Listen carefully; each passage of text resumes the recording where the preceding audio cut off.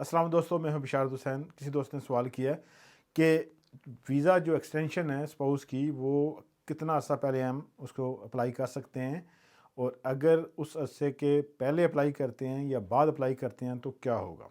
अगर आपका visa for example 30 जनवरी 2024 को ख़त्म हो रहा है तो आप विद इन 28 डेज़ आप अप्लाई कर सकते हैं, यानी आप 2 तारीख के बाद अप्लाई कर सकते हैं, यानी विद इन 20 डेज़ आपका आना चाहिए वीज़ा एप्लीकेशन। अब एप्लीकेशन आपकी सबमिट कब तस्वर की जाएगी, चूँकि आजकल हर चीज़ ऑनलाइन है, तो जिस दिन आप सबमिट का बटन दबाएंगे, जब आप पेमेंट करेंगे, जिस दिन एप्लीकेशन सबमिट होगी ऑनलाइन, उसी दिन से आपकी एप्लीकेशन सबमिट तस्वर की जाएगी। आपके बायोमेट्रिक बेशक आप बाद में दे दें, वो डेट नहीं गिनी जाएगी। आपकी सबमिशन डेट वही होगी जिस दिन आपने एप्लीकेशन होम ऑफिस में सबमिट करवाई है ऑनलाइन।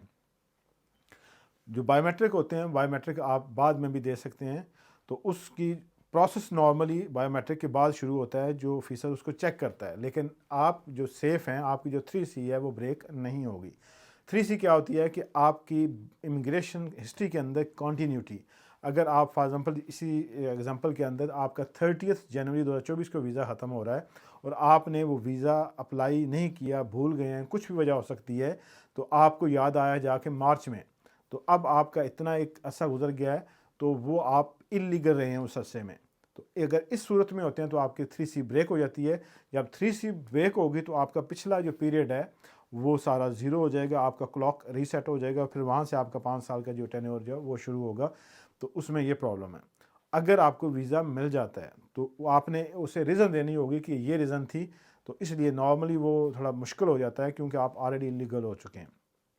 तो वो केस ऑफिसर पे है कि वो किस तरह ट्रीट करता है। लेकिन कोशिश करें कि आपका वीज़ा ख़त्म होने से पहले विद इन 28 डेज़ आप उसको सबमिट करवाएं, और उसकी प्रिपरेशन कम अज़ कम 7-8 महीने पहले शुरू करें। आपके पास सारे डॉक्यूमेंट मौजूद होने चाहिए।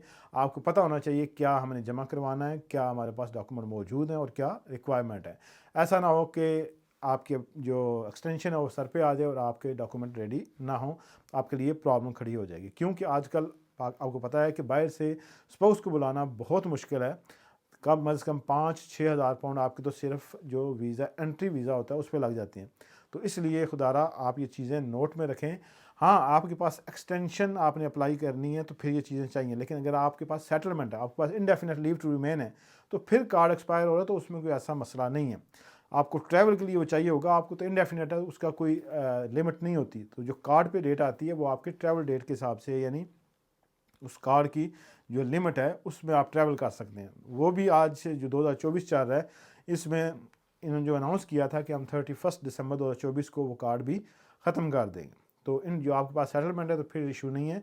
लेकिन आप अगर टेम्परेरी वीज़ा पे हैं, स्पाउस वीज़े पे हैं, 5 ईयर्स रूट है, 10 ईयर्स रूट है, तो एक्सटेंशन करने के लिए प्लीज़ उसको आप अपने ज़हन में रखें और विद इन 28 डेज उसको सबमिट करवा दें। उम्मीद है कि आपको अपने सवाल का जवाब मिला होगा और मालूमात भी मिली होगी। दूसरों के साथ शेयर करें। अपना और अपने चाहने वालों का ख्याल रखिएगा। अल्लाह हाफ़िज़।